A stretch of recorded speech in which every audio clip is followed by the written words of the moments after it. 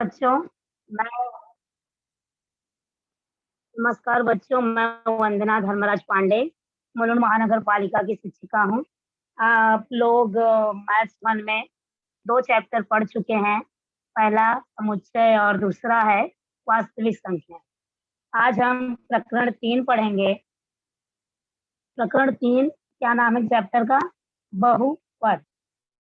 ठीक है, तो आज हम जानेंगे बहुपद किसे कहते हैं, बहुपद कितने प्रकार के होते हैं और किस आधार पर 2 प्रकार हो, आधार पर वो कितने प्रकार के होते हैं। तो आज हम बहुपद का परिचय देखेंगे। बहुत ही आसान पाठ है ये और एग्जाम में स्कोरिंग भी है। आप लोग हर एक पेज का स्क्रीनशॉट लेते जाइए। आपको पीडीएफ नहीं प्राप्त हो पाता है, तो इसलिए जो मैं पेज पढ़ाते जाऊंगी, आप तो उसका स्क्रीनशॉट लेते जाइए ताकि बाद में आप लोगों को हल करने में आसानी हो। चलिए देखते हैं।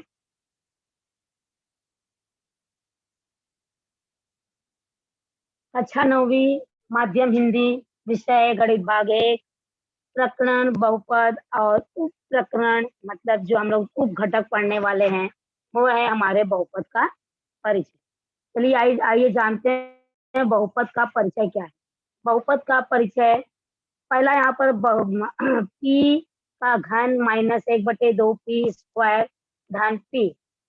दूसरा है समीकरण यम की घाते 2 धन 2n की घाते 3 माइनस करनी में 3 m की घाते 5।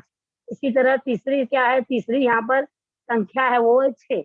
इसे हम बैजिक व्यंजक कहते हैं। बैजिक व्यंजक अर्थात कि यहाँ पर कोई भी संख्या किसी के साथ जुड़ी है कि किसी चरांक के साथ जुड़ी है, तो उसे हम क्या कहेंगे? बैजिक व्यंजक। बैजिक मतलब जोड़ घटाना और व्यंजक मतलब संख्या चरांक के साथ।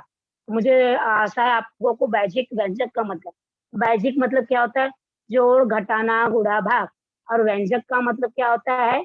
संख्या। ठीक है, तो इस तरह बैजिक व्यंजक किसी भी प्रकार के हम लोग समीकरण, किसी भी प्रकार के हम लोग संख्या को या दो चरांक के साथ चरांक का घात दिया गया है, तो उससे उसके बीच में 2 चिन्ह दिया गया है, तो उसे हम क्या कहेंगे? बैजिक व्यंजक। चलिए आगे देखते हैं। अब पहला आप यहाँ पर देखिए कि पी की घाते 3 माइनस 1/p स्क्वायर धन पी। इस बैजिक पदों के बैजिक व्यंजक के पदों के चरांक, यहाँ पर चरांक क्या है? पी है ना। यहाँ पर चरांक क्या है? पी। पी के चरांकों का घात आप देख सकते हैं कि पी का घात 3 भी है, पी का घात 2 भी है और पी की घात 1 भी है। तो एक लिखा नहीं जाता, हम लोग समझ के तो लेते हैं इसको। तो यहाँ पर देख सकते हैं कि जो पी का घन माइनस 1/2 पी स्क्वायर धन पी है, वहां पर आप पी की घात, घात आप लोगों को समझ में आता होगा कि जो चरांक के ऊपर लिखा है घात कहते हैं। तो क्या क्या घात है पी की? 3, 2, 1। और दूसरे बैजिक व्यंजक में देखिए क्या है, जो मैंने रेड कलर से लिखा है, एम स्क्वायर धन 2m की घाते 3 माइनस करने में 3m की घाते 5। इस बैजिक व्यंजक के पदों मतलब यहाँ पर पहला पद क्या है? M square. दूसरा पद क्या है? 2m की घाते 3। तीसरा पद क्या है? माइनस 3m की घाते 5। तो इन पदों के चरांकों, चरांक यहाँ पर क्या है? m, तो चरांकों के घात क्रमशः क्या है? 2, 3, 5। जैसे देखिए मैं रेड कलर से मैंने अंडरलाइन किया है। और तीसरा जो मैंने 6 लिखा है, तो इस व्यंजक व्यंजक में जो है चरांक नहीं है, तो हम इसको क्या करेंगे? 6 गुणे एक्स की घाते 0। किसी भी संख्या का या किसी भी चरांक का घात अगर वो 0 होता है, तो संख्या किसके बराबर आती है? 1 के। तो 6 गुणे 1 1 ही हो गया। तो यहाँ पर अतः 6 भी एक वैजिक व्यंजक है। तो इस व्यंजक का चरांक का घात कितना है? 0। ठीक है, किसी भी चरांक का घात यदि 0 हो, तो संख्या किसके बराबर आती है? 1 के। तो आप यहाँ देख सकते हैं कि पहले जो वैजिक व्यंजक में घात कितनी थी?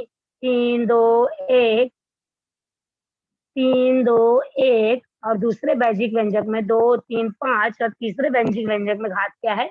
0। ठीक है, तो 0, 2, 3, 5 ये सब क्या है? पूर्ण संख्या।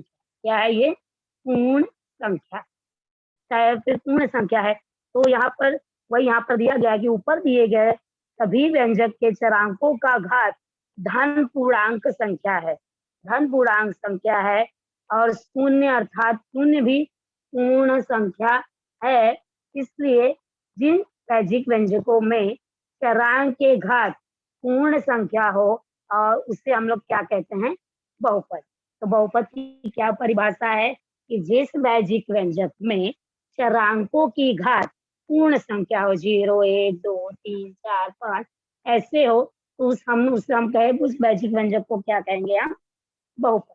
ठीक है, तो इस तरह बहुपद की परिभाषा मैं फिर से रिपीट करती हूँ कि जिस वैश्विक व्यंजक का मतलब अभी मैंने आपको बताया कि दो चरांक है, संख्या है, उनके बीच में जोड़ घटाना है, उससे हम क्या कहेंगे, वैश्विक व्यंजक। ठीक है, वैश्विक व्यंजक की घात, चरांक की घात, उसके अंदर जो चरांक है, चाहे एक्स हो, चाहे पी हो, चाहे एम हो, उस चरांक की घात क्या है, 0, 1, 2, 3, 4, 5 कुछ भी हो, 0 से लेकर कितना भी, लेकिन धन पूर्णांक संख्या होनी चाहिए, क्योंकि पूर्ण संख्या ऋणात्मक भी होती है, तो हमको ऋणात्मक नहीं चाहिए, धन पूर्ण संख्या होनी चाहिए।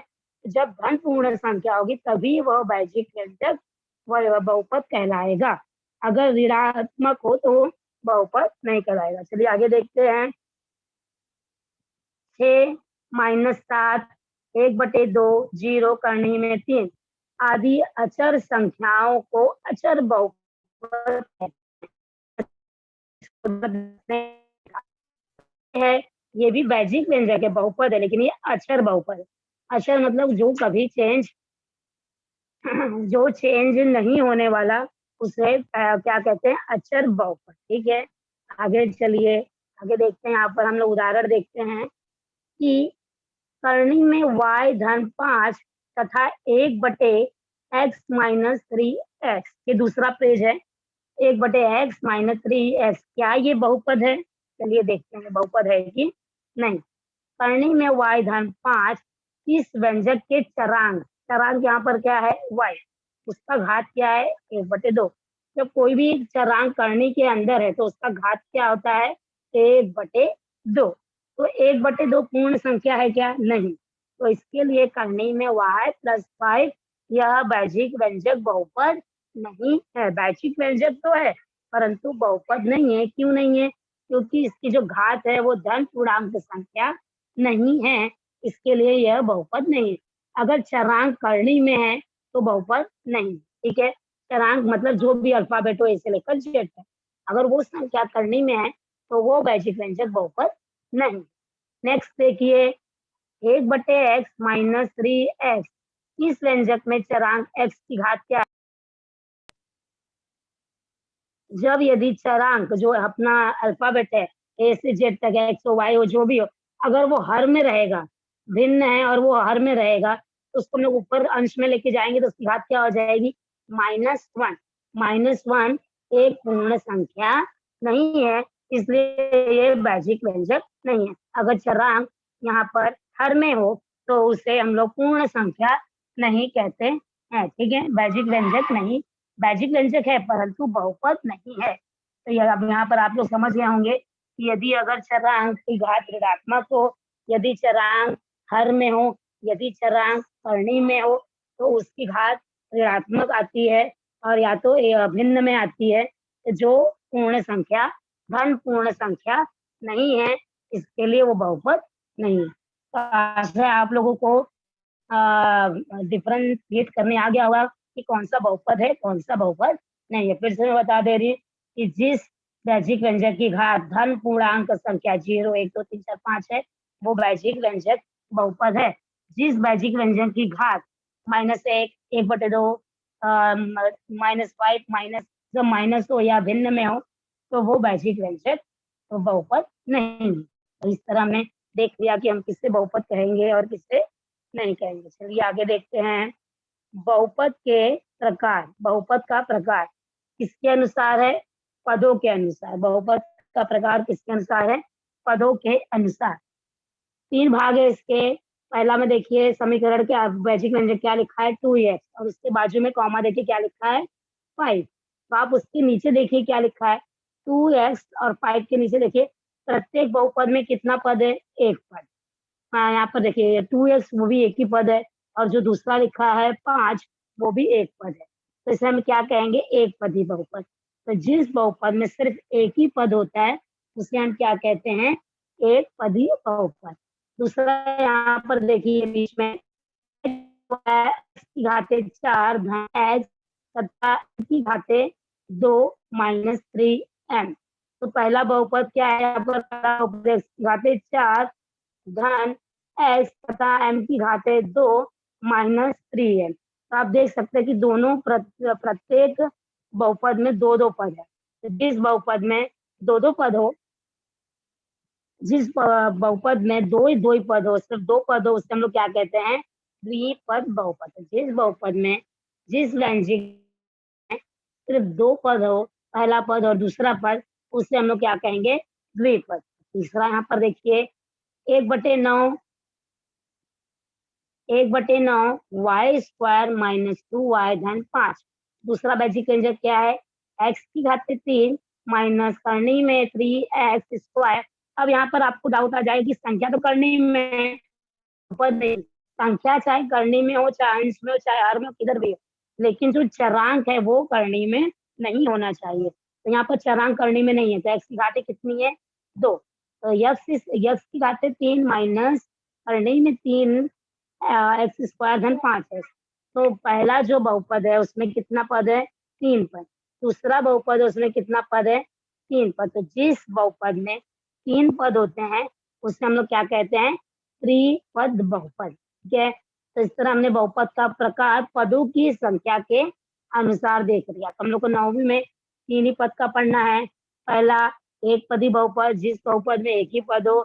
दूसरा द्विपद बहुपद, जिस बहुपद में सिर्फ दो ही पद हो। फिर तीसरा जिस बहुपद में त्रिपद हो, यानी कि 3 पद हो तो उसे हम त्रिपद बहुपद कहेंगे। तो इस तरह बहुपद के 3 प्रकार है, एक पदी बहुपद, द्विपदी बहुपद और त्रिपदी बहुपद। ठीक है, इसके नीचे देखिए क्या लिखा है कि किसी चरांक के बहुपद को उसके चरांक अनुसार px, qx, rm, sy ऐसे दर्शाया जा सकता है। यदि वैजिक व्यंजक में x लिखा है तो हम लोग क्या लिखेंगे? px। लिखा है तो हम लोग क्या लिखेंगे? rm। अब वैजिक व्यंजक में y लिखा है तो हम लोग क्या लिखेंगे? sy बराबर जो भी। देखिए नीचे लिखा है कि जैसे कि ये हमारा तीसरा पेज है, स्क्रीनशॉट लेते जाइए। पी एक्स बराबर एक्स की घाते 3 2 से 5 माइनस 3। कैसा भी समीकरण कि जैसे मैंने लिखा वैसे यहाँ पे लिखे, तो कैसा भी समीकरण बनाइए और लिखिए। अब जहाँ पर यम है, यहाँ मैंने क्या लिख दिया? क्यू एम ब्रैकेट में एम बराबर M square minus plus 1/2 M minus M. कैसा भी हम लोग बनाते हैं। अब चलिए देखिए, जो बैठिक व्यंजक उसमें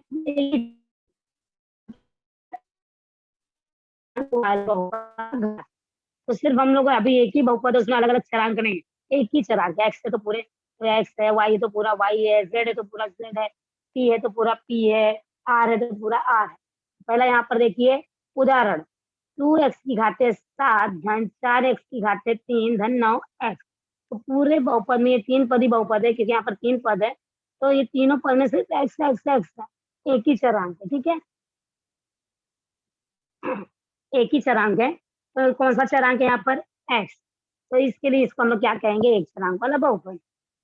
तो इस बहुपद में चरांक की सबसे बड़ी घात क्या है? आप लोग यहाँ देख सकते हैं कि पूरे चरांक में सबसे बड़ी घात 7 है, 2x की घातें 7। तो इस बहुपद में चरांक की सबसे बड़ी घात 7 है, इसलिए इस बहुपद का घात कितना हुआ? 7। हम लोग क्या पढ़ रहे हैं कि हम लोग बहुपद की घात को कैसे बता सकते हैं? पहले आप बहुपद देखिए, चरांक देखिए कि चरांक के अंदर किस चरांक का सबसे बड़ी घात है, वही उस बहुपद का घात है। महत्वम महत्वम घात 7 है, तो इसको हम लोग क्या कहेंगे? इस बहुपद का घात 7 है। ठीक है, अब दूसरा देखिए कि एक से अधिक चरांक वाले बहुपद का घात, एक से अधिक चरांक वाले बहुपद का घात। तो आगे हम लोग देख सकते हैं यहाँ पर कि अगर बहुपद में एक से अधिक चरांक हो तो हम लोग कैसे, एक चरांक से अधिक बहुपद में वो हो तो हम लोग कैसे उसका घात बता सकते हैं? उदाहरण देखिए, 3m की घाते 3 m की घाते 6 धन 7m की घाते 3 m की घाते 2 माइनस m n। यहाँ पर तो आप देख सकते हैं कि ये कितना चरांक है यहाँ पर, m और n। तो हम लोग अब इस बहुपद का घात कैसे बताएंगे? यहाँ पर देखिए दो चरांक है m और n।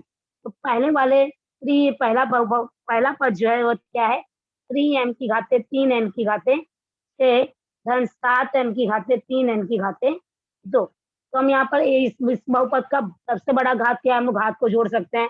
यहाँ पर देखिए मैंने जोड़ के बताया, यहाँ घातों का योगफल 3 धन 6 कितना होता है 9। फिर दूसरा वाले पद में कितना घात है, n का 3 और 2, n का घात कितना है 2, 3 और 2 5।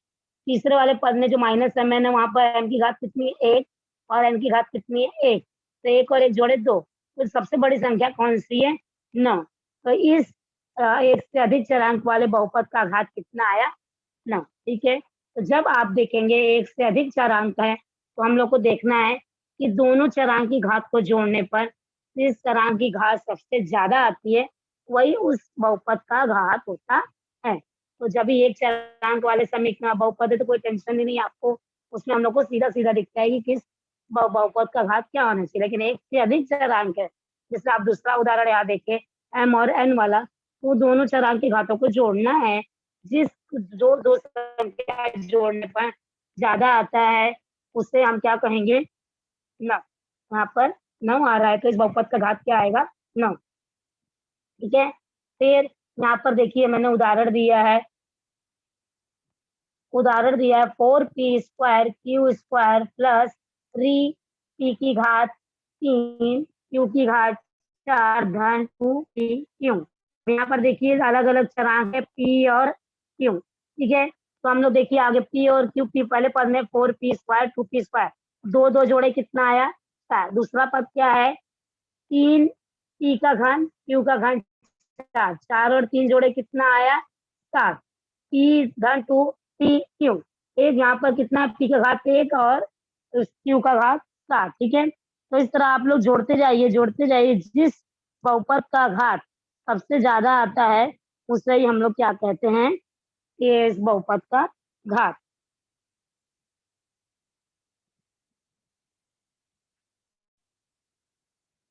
तो यहाँ पर आप देख सकते हैं कि कौन सा यहाँ पर p और 3 और 4 को जोड़े तो कितना आया, कितना आएगा 7। तो इस बहुपद का घात कितना हो गया 7। दूसरा क्या है 5m² n का क्यूब धन 6m का घात 6 n की घात 6 धन m² धन m n की घात 1।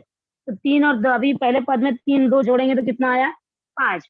दूसरे पद में 6 और 6 जोड़े कितना आया 12। तीसरे पद में 2 और 1 जोड़े कितना आया 3। तो सबसे बड़ा क्या होगा 12, तो इस बहुपद का घात कितना हो गया 12। तीसरा देखिए करनी में 2 m की घाते 10 माइनस 7, ये एक चरांक वाला बहुपद है। तो आपको यहाँ सीधा सीधा दिख रहा है कि इस बहुपद की घात कितनी हो गई 10। चौथा देखिए xyz plus xz minus z। तो पहला पद में देखिए तीन चरांक है xyz, तीनों का एक एक घात होगा 1 1 1। x की घात 1, y की घात 1, z की घात 1। इस बहुपद का घात 3 होगा क्योंकि हम जोड़ेंगे सबकी घात 1 1 1 जोड़ेंगे तो कितना हो गया 3। ठीक है, फिर पांचवा देखिए 7y माइनस वाई का घन प्लस वाई का घात 5। तो इस बहुपद का घात कितना होगा, सबसे बड़ा ये एक चरांक वाला बहुपद है क्योंकि पूरे चरांक में सिर्फ y, दूसरा कोई चरांक नहीं है। तो यहाँ पर आप देख सकते हैं कि y की घात 5 है, जो महत्तम घात जो सबसे बड़ी घात है पूरे बहुपद में, वही उस बहुपद का घात होगा। तो इस बहुपद में सबसे बड़ी घात क्या है 5, तो इस बहुपद का घात कितना हो गया 5। चलिए पेज नंबर 4 देखते हैं, बहुपद का प्रकार। अभी हमने ऊपर भी बहुपद का प्रकार देखा तो पदों की संख्या के अनुसार था कि एक पद है तो एक पदी बहुपद, दो पद है तो द्विपदी बहुपद, तीन पद है तो त्रिपदी बहुपद। ठीक है, तो यहाँ पर क्या है कि किस तरह हम लोग घात के अनुसार बहुपद का प्रकार निश्चित करेंगे। तो यहाँ पर लिखा है बहुपद का प्रकार एक चरांक वाले बहुपद, मतलब पूरे एक ही चरांक रहेगा और किसके अनुसार है ये घात के अनुसार। अब यहाँ पर देख सकते हैं 3 प्रकार है, तो क्या देखिए 3x माइनस 1 और दूसरा क्या लिखा है 7y। तो आप देख सकते हैं x की घात कितनी है यहाँ पर 1, y की घात कितनी है 1, तो घात 1 हो गया। जब जिस बहुपद में एक चरांक वाले बहुपद में घात 1 हो तो कहते हैं रेखीय बहुपद। इसे क्या कहते हैं हम लोग? रेखीय बहुपद। दूसरा देखिए 2y² धन y प्लस 1 और दूसरा बहुपद क्या है 3x²। तीसरा बहुपद क्या है 7m का स्क्वायर धन 3m धन 2। तो यहाँ पर आप देख सकते हैं कि महत्तम घात कितनी है चरांक की 2। तो जिस बहुपद की घात महत्तम घात 2 हो उसे हम लोग क्या कहते हैं? वर्गीय बहुपद। वर्गीय बहुपद, ठीक है। यहाँ पर तीसरा देखिए x की घातें 3 धन x² प्लस 2x प्लस 3, ये पहला बहुपद। दूसरा उसके नीचे क्या लिखा है m की घातें 3 धन 2m। तो यहाँ पर आप देख सकते हैं कि बहुपद का सबसे बड़ी घात कितनी है 3। तो यहाँ पर बहुपद की सबसे बड़ी घात 3 है, तो यहाँ पर इसे हम क्या कहेंगे? घन बहुपद, ठीक है। चलिए आप फिर से देखिए, अगर बहुपद की महत्तम घात 1 है तो उसे हम लोग क्या कहेंगे? रेखीय बहुपद। अगर बहुपद की महत्तम घात मतलब सबसे बड़ी घात 2 है तो उसे हम लोग क्या कहेंगे? वर्गीय बहुपद। यदि अगर बहुपद की महत्तम घात 3 है तो उसे हम क्या कहेंगे? घन बहुपद। तो इस तरह बहुपद का प्रकार हमने घात के आधार पर डिसाइड किया है कि घात 1 है तो रेखीय बहुपद, घात 2 है तो वर्गीय बहुपद, घात 3 है तो क्या होगा यहाँ पर? घन बहुपद। अब देखिए रेखीय बहुपद के नीचे क्या लिखा है कि रेखीय बहुपद का सामान्य रूप क्या है? ax plus b. Very easy.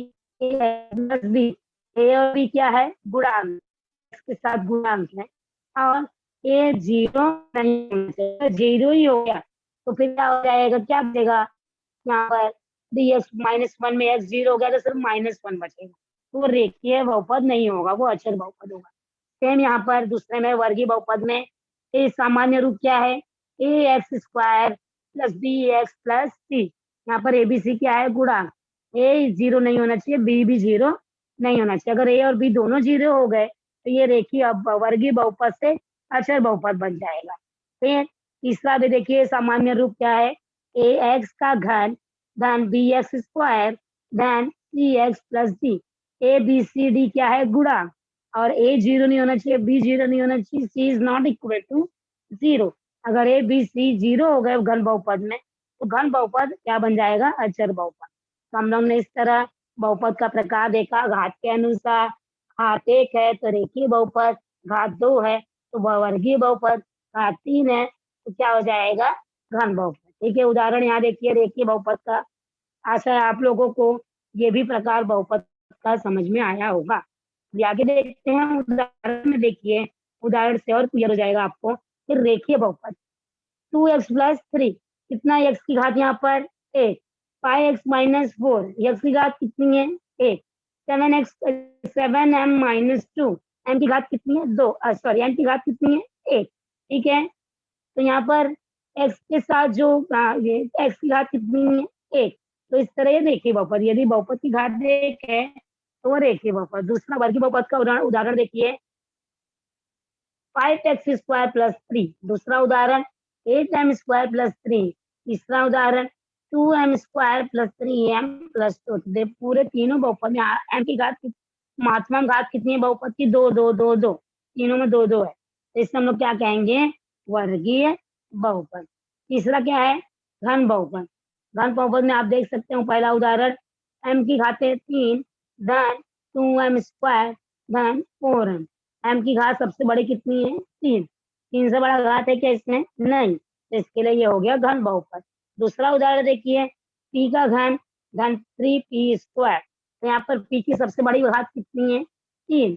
तीसरा उदाहरण देखिए 2x की घातें 3 धन 5x, तो यहाँ पर x की घात कितनी है 3। तो जिस बहुपद की घात महत्तम घात 3 होती है उसे हम लोग क्या कहते हैं? घन बहुपद। तो इस तरह हमने बहुपद के प्रकार घात के अनुसार देखा। यहाँ पर देखिए वर्गीय घन बहुपद। चलिए पेज नंबर 5। बहुपद का मानक रूप, गुणांक रूप तथा घातांक रूप। ठीक है, पहले हम लोग बहुपद का मानक रूप क्या है वो देखेंगे।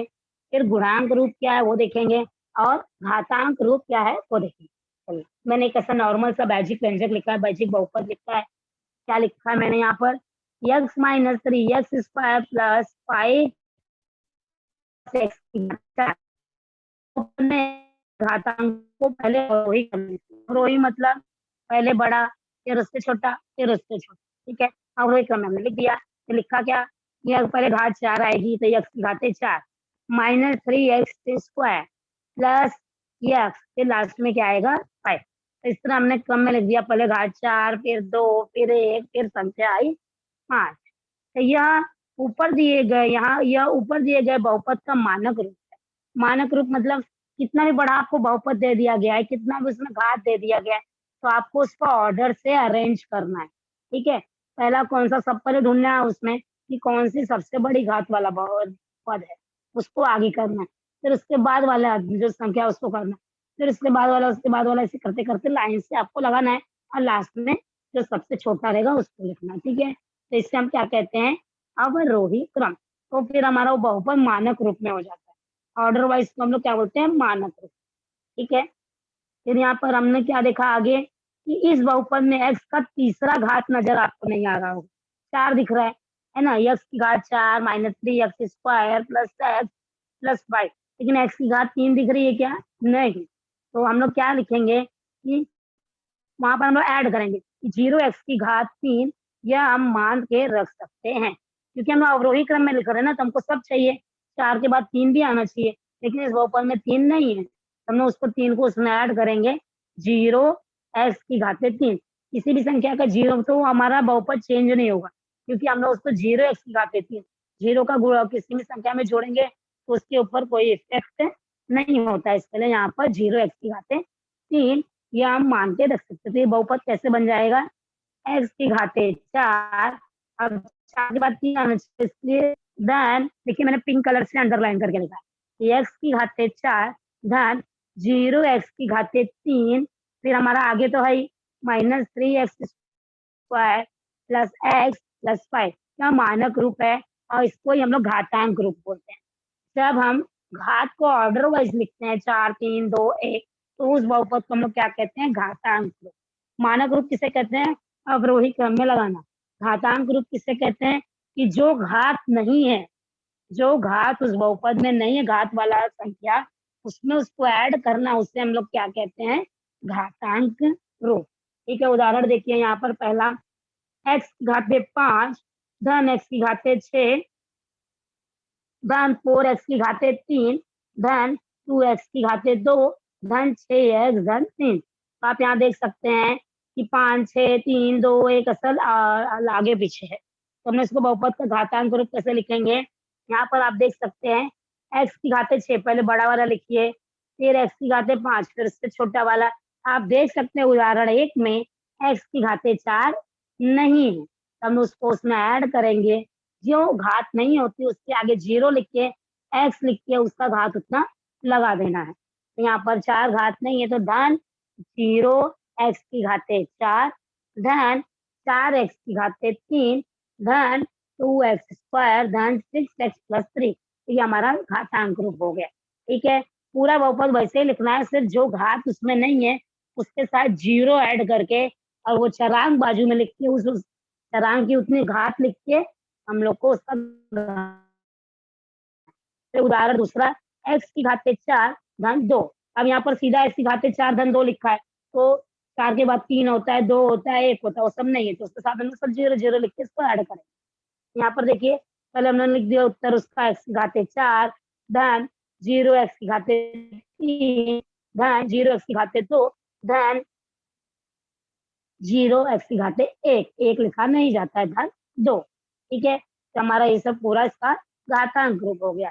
अब नीचे देखिए, m की घातें 10, तीसरा उदाहरण, m की घातें 10 धन 3m माइनस 4। ठीक है, सीधा 10 के बाद एक घात दी है, बीच का सब गायब है, तो हम लोग क्या करेंगे? जो जो गायब है सबके साथ 0 लगकर वो चरांक लेकर उस चरांक की उतनी घात देकर हम उसको घातांक रूप देंगे। यहाँ पर m की घातें 10 धन 0 m की घातें 9 धन 0 m की घातें 8 धन 0 m की घातें 7 धन 0 m की घातें 6 धन 0 m की घातें 5 धन 0m की घात 4 धन 0m की घात 3 धन 0m की घात 2 धन 3m यहाँ पर दिया हुआ है, घात 1 वाला यहाँ पर दिया है, धन 3m माइनस 4। ठीक है, तो यहाँ पर -4। तो इस तरह हमने बहुपद का मानक रूप और घातांक रूप देखा। मानक रूप अवरोही क्रम में लगाना, घातांक रूप जो घात वाला बहुपद, जो पद उसके अंदर नहीं है उसके साथ 0 लिखकर, उस चरांक को लिखकर उसके उतनी घात देकर ऐड। ऐसे आप लोगों को मानक रूप और घातांक रूप समझ में आया होगा। चलिए पेज नंबर 6 पर चलते हैं हम लोग। हम कई बार घातांक रूप में बहुपद के चरांकों को न लिखकर उसके गुणांक को क्रम से लिखते हैं। ठीक है, बहुपद का गुणांक पहले हमने मानक रूप देखे, घातांक रूप देखे, अब इसका गुणांक स्वरूप देखेंगे। ठीक है, गुणांक स्वरूप देखिए, x की घात 3 माइनस 3x स्क्वायर धन 0x माइनस 1। ठीक है, तो यहाँ पर आप बहुपद का गुणांक, गुणांक मतलब x के साथ जिस संख्या का गुणा हुआ है वो लिखना है। तो आप पहला देख सकते हैं x की घात 3, तो x के साथ कुछ नहीं है तो यहाँ पर 1, तो पहला 1 आ गया, माइनस 3x स्क्वायर, तो x स्क्वायर के साथ 3 है, 3 के आगे कौन सी चिन्ह है, माइनस, इसके लिए -3। ये 0x है, तो x के साथ कौन है, 0, लास्ट में हमारे पास क्या बचा, -1। तो इसे हम क्या कहते हैं, बहुपद का गुणांक स्वरूप। बहुपद का गुणांक स्वरूप मतलब जो चरांक है, चरांक के आगे जो संख्या है वो हमको लिखनी है। ठीक है, दूसरा उदाहरण देखिए, m की घात 4 धन 3m धन 4। अब ये 4 है, उसके साथ बात सीधा 3m, तो हम लोग पहले क्या करेंगे, इसको घातांक रूप देंगे। तो m की घात 4 धन 0, m की घात 3 धन 0, m की घात 2 धन 3m धन 4। ये हमारा हो गया अवरोही क्रम में, मानक रूप में हो गया। अब इसका गुणांक स्वरूप लिखिए, m की घात 4 के आगे कौन सी संख्या है, कुछ नहीं है तो 1। फिर यहाँ पर m की घात 3 के आगे कौन सी संख्या है, 0। m स्क्वायर के आगे कौन सी संख्या है, 0। m फिर 3m है, तो m के साथ कौन सी संख्या है, 3। ये 3m के बाद क्या बचा, 4।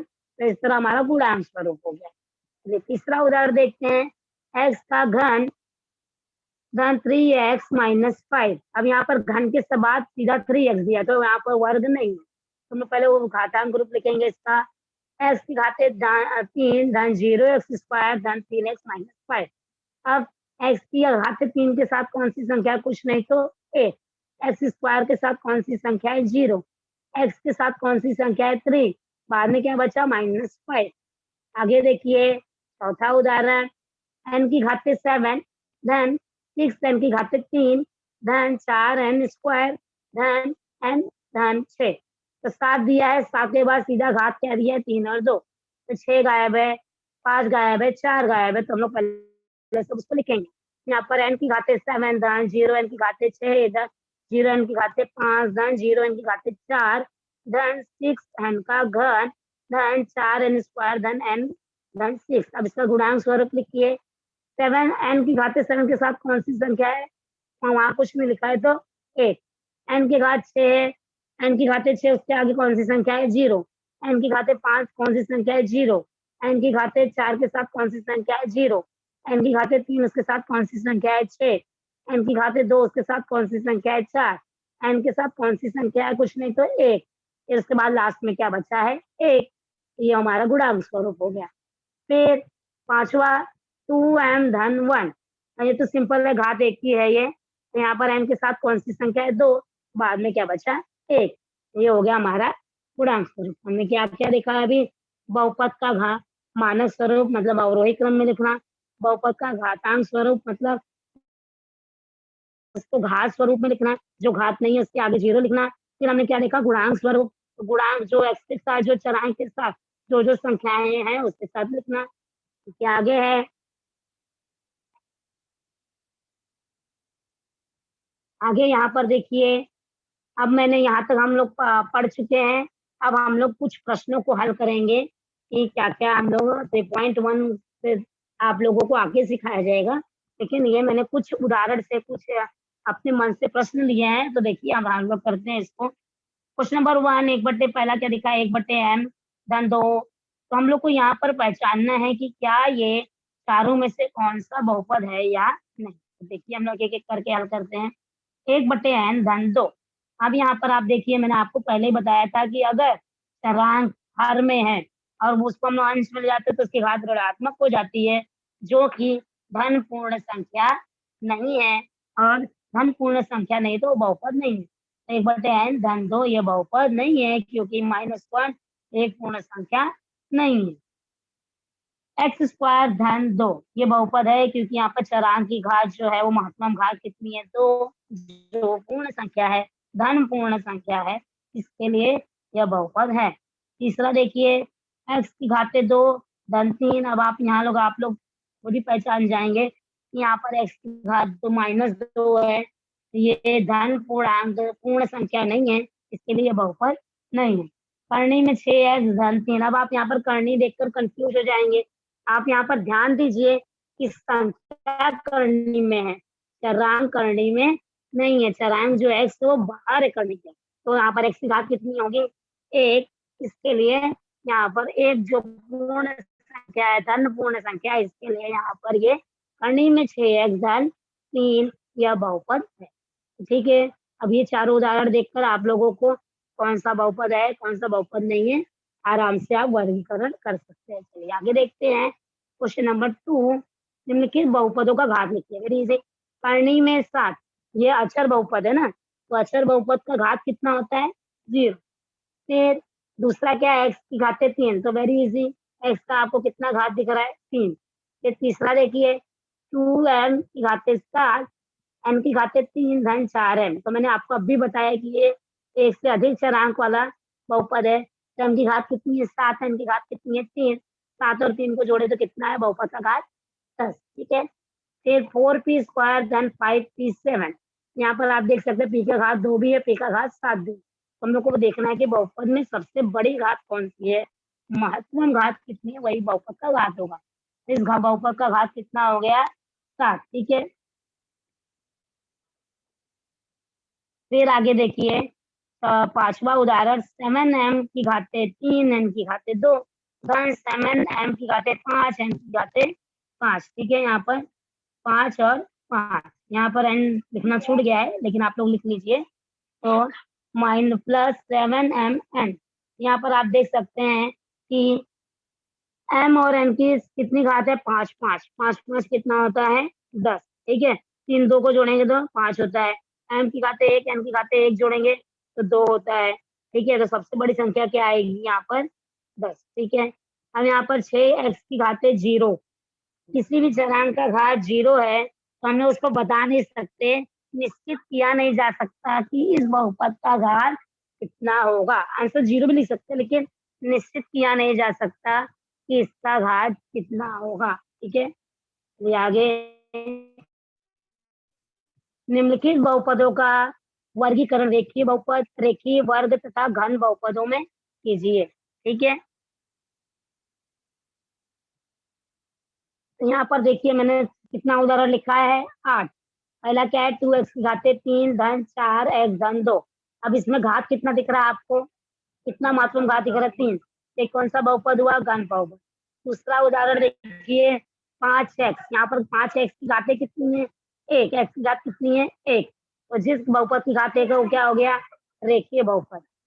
तीसरा क्या है, 8x धन 3, x की घात कितनी है, 8x धन 3 में 1, ये भी क्या हो गया, रेखीय बहुपद। चौथा देखिए 2x की घातें 2 धन 3x, तो यहाँ पर 2x की घातें 2, 2x स्क्वायर धन 3x, यहाँ पर x की घात कितनी है, तो इसे हम लोग क्या कहेंगे, वर्गीय बहुपद, क्योंकि यहाँ पर बहुपद की घात कितनी है, 2। फिर पर पांचवा देखिए एक्स स्क्वायर धन 2x प्लस 3, यहाँ पर एक्स स्क्वायर धन 2x धन 3, एक्स की घात सबसे बड़ी कितनी है, 2। ये कितना हो गया, वर्ग बहुपद। फिर छठवां देखिए m का घात 2 धन 2m, m की मात्रा घात कितनी है, 2। ये क्या हो गया, वर्गीय बहुपद। तो सातवां देखिए m की घातें 3 धन करनी में 7m धन 4, तो m का मात्रा घात कितना है, 3। ठीक है, m की मात्रा घात कितनी है, 3, तो यहाँ पर इसको क्या कहेंगे, घन बहुपद। फिर आठवां देखिए 56 की धन 2, p की मात्रा घात कितनी है, 1। ये क्या हो गया, रेखीय बहुपद। इस तरह मैंने देखिए रेखीय बहुपद लिखा, वर्ग बहुपद लिखा और घन बहुपद लिखा है बॉक्स में। और उस रेखीय बहुपद के अंदर जो उदाहरण है उसे लिख दिया, वर्ग बहुपद में जो उदाहरण है उसे लिख दिया, घन बहुपद है उसे लिख दिया। ठीक है, इस तरह में आसानी है पता करने में कि रेखीय बहुपद यदि घात 1 है तो रेखीय बहुपद, यदि घात 2 है तो वर्ग बहुपद, यदि घात 3 है तो ये घन बहुपद हो गया। आगे देखिए कि निम्नलिखित बहुपदों का मानक रूप में लिखो। मानक रूप अभी मैंने आपको बताया कि m की घातें 3 धन 3m प्लस 5 है। तो यहाँ पर 3 दिख रहा है घात, 2 नहीं दिख रहा है और 1 दिख रहा है। उसी तरह यहाँ पर देखिए m की घातें 3 धन 0m स्क्वायर धन 5m प्लस 3। ठीक है, दूसरा आप देख सकते हैं -7y प्लस y5, y की घातें 5 plus 3y cube plus 4y square plus 5 y की घातें 4 धन 2। इससे वो ऑर्डर वाइज लिखिए पहले। इसमें सारा हमको मिला हुआ है, 5 भी घात है, 4 भी घात है, 3 भी घात है, 2 भी घात है, 1 भी घात है और धन 2 भी है। तो इसमें हम लोग को जीरो ऐड वाला करने की जरूरत नहीं है, सिर्फ इसे अवरोही क्रम में लिख दीजिए। ठीक है, फिर यहाँ पर देखिए कि 4m7, 4m की घातें 7 धन 7m धन 6। 7 के बाद सीधा एक घात है तो हम लोग क्या करेंगे, एक की घात 4m 7, 4m की घातें 7 धन 0m की घातें 6 धन 0m की घातें 5 धन 0m की घातें 4 धन 0m की घातें 3 धन 0m की घातें 2 धन 7x प्लस 7m प्लस 6। ये हो गया हमारा मानक स्वरूप। ठीक है, निम्नलिखित बहुपदों का गुणांक स्वरूप में लिखिए। वेरी इजी, एक्स की घातें 3 माइनस 2। पहले हम लोग क्या करेंगे, इसका मानक स्वरूप लिखें। एक्स की घातें 3 धन 0x स्क्वायर धन 0x माइनस 2। ठीक है, तब घात गुणांक स्वरूप क्या हो गया, एक्स के घन के साथ कौन सी संख्या है, एक, एक्स स्क्वायर के साथ 0, एक्स के साथ 0, लास्ट -2। तीसरा लास्ट वाला उदाहरण देखिए, तीसरा 5 एक्स की घातें 7 धन 6x स्क्वायर धन 4। तो 7 के बाद सीधा घात 2 है और उसके बाद सीधा 4 है। हम लोग को 6 नहीं है, 5 नहीं है, 4 नहीं है, 3 नहीं, 2 नहीं और 2 है और 1 नहीं है। तो हम लोग क्या क्या करेंगे, 5x की घातें 7 धन 0x की घातें 6 धन 0x की घातें 5 धन 0x की घातें 4 धन 0x की घातें 3 धन 6x स्क्वायर प्लस 4। ठीक है, तो गुणांक लिखिए 5 0 0 0 0 6 0 4। तो इस तरह हमने देखा कि बहुपद किसे कहते हैं, बहुपद के प्रकार, उसके पदों के अनुसार एक पदी बहुपद, द्विपदी बहुपद, त्रिपदी बहुपद। फिर हमने बहुपद का मानक रूप देखा, घातांक रूप देखा, गुणांक रूप देखा और फिर हमने दूसरा बहुपद का भी प्रकार देखा। घात के अनुसार यदि बहुपद का घात 1 है तो रेखीय बहुपद, यदि बहुपद का घात 2 है तो वर्गीय बहुपद, यदि बहुपद का घात 3 है तो घन बहुपद। ठीक है, धन्यवाद।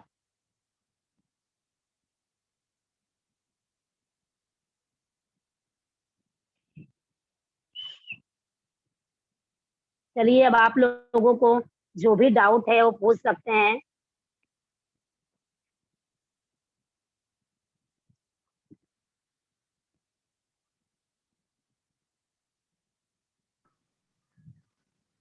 हाँ चलिए बच्चों पूछिए, ज्यादा टाइम नहीं हमारे पास। 3.1 आपको हाँ, हेलो टीचर। हाँ बोलो ना। टीचर बहुपद किसे कहते हैं, अक्षरांक? आवाज नहीं क्लियर आ रही है। टीचर बहुपद और चरांक किसे कहते हैं? बहुपद मतलब चरांक, बहुपद तो पूरा समीकरण ही जैसा है, लेकिन चरांक उसके अंदर कौन सा अल्फाबेट यूज हुआ है, जैसे 2x स्क्वायर प्लस 3, कौन सा अल्फाबेट यूज हुआ है, यक्स, तो उससे हम लोग क्या कहेंगे, चरांक। बहुपद बहुपद मैंने अभी बताया ना, यदि चरांक की घात कितना भी बड़ा वैजिक व्यंजक रहने दो, एक्स की घातें 7 धन 6x स्क्वायर धन 3x धन 4, कितना भी रहने दो वो, लेकिन उसका घात जो है वो क्या होनी चाहिए, धन पूर्णांक संख्या है, तभी वो बहुपद कहलाएगा। अगर उसका घात जो ऋण रहेगा तो बहुपद नहीं कहलाएगा। गुंजन नहाने नहीं है? Thank you teacher. हाँ, तो ये टॉपिक इजी है, आप लोग एक दो बार देखेंगे तो समझ में आएगा, उतना कुछ। चलिए कौन और है,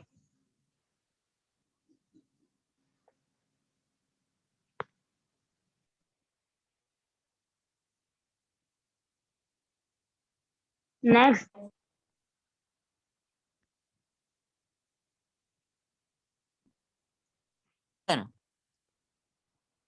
3.1 का बताइए ना पहला। बेटा 3.1 आगे वाले पीरियड में है, उसमें देखो पहचानना है कि बहुपद है कि नहीं है। तो उसमें से मैंने कुछ सवाल इसमें लिया है। तो उसमें देखो अगर घात जो है वो धन पूर्णांक संख्या है तो बहुपद है, अगर घात धन पूर्णांक संख्या नहीं है तो बहुपद नहीं है। ठीक है। ओके। हम्म।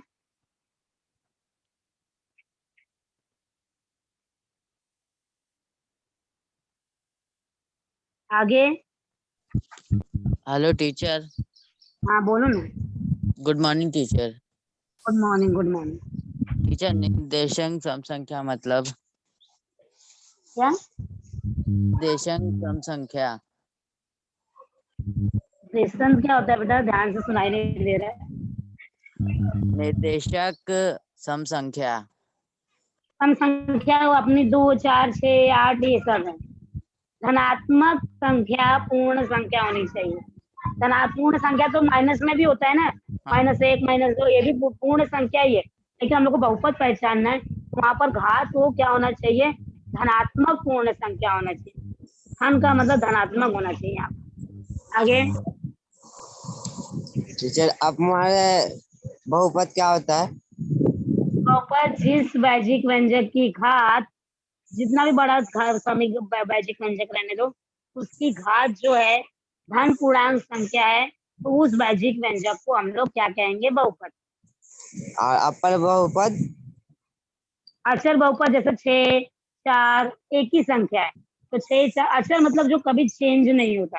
6 को हम लोग अगर दिया 6 लिखा है तो उसको हम अपने मन से 8 बना सकते हैं क्या? नहीं। तो 6 जो है वो अचर बहुपद है। अगर 7 लिखा है तो वो भी एक अचर बहुपद। चलिए आगे। Okay, thank you teacher.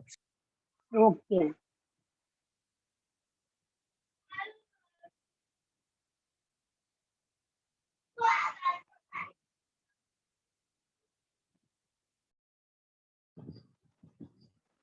Miss हो गए हैं बच्चे, आप लास्ट स्टेटमेंट देके क्लास एंड कर दीजिए प्लीज।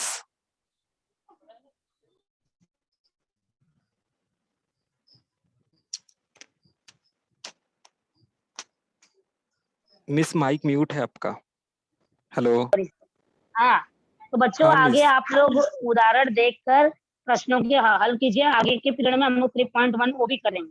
ये सिर्फ मुझे बहुपद का परिचय आप लोगों को मैंने आज बताया है कि बहुपद क्या होता है, बहुपद के प्रकार क्या होते हैं, बहुपद का मानक रूप क्या होता है, गुणांक रूप क्या होता है, घातांक रूप क्या होता है, रेखीय बहुपद क्या होता है, वर्गीय बहुपद क्या होता है और घन बहुपद क्या होता है, ये आज हमने सीखा है। अब इस सब का हम लोग उपयोग 3.1 3.2 सब सवालों को हल करने के लिए करेंगे। चलिए ठीक है, धन्यवाद। अगली क्लास में हम लोग मिलते हैं। नमस्कार।